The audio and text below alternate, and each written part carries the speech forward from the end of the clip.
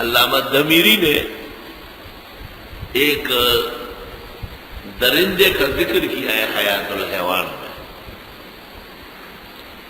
کہ وہ درندہ سوائے سونے کی کوئی چیز نہیں کھاتا. سونا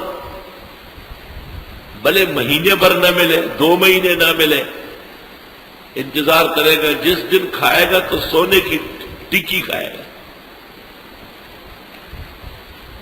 پھر ایک اژدہے کا تذکرہ کیا کہ وہ اژدہا سونے پر بیٹھتا ہے،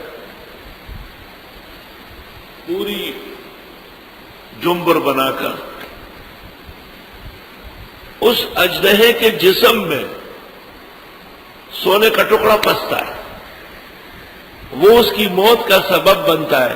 وہ سونے کے لال و جواہر چھوڑ کر اٹھتا ہے اور اس درندے کے پاس آتا ہے. وہاں آ کے الٹا ہو جاتا ہے. وہ دیکھ کر کے جیسے گڑ کی دانا چکتی ہے نا، اسی طرح حملہ کر کے وہ سونے کی ٹکی کھا لیتا ہے. اژدہا اس کا شکریہ ادا کر کے روانہ ہو جاتا ہے کہ مجھے پھر اگر کبھی ضرورت ہوئی تو تیرے پاس ہی آؤں گا. تو علامہ دمیری لکھتے ہیں، اے رزاق اور روزی پورا کرنے والے، اس کو آپ نے عادت ڈالی سونے کی اور اس کو بیمار کر دیا سونے سے، اور اس کو اس کا محتاج بنایا، اس کا کام روانہ کر دیا. الحمدللہ رب العالمین. کیا خوبیاں و کمالات ہے اللہ کے لیے جو واقعی پالنہار ہے کائنات کا.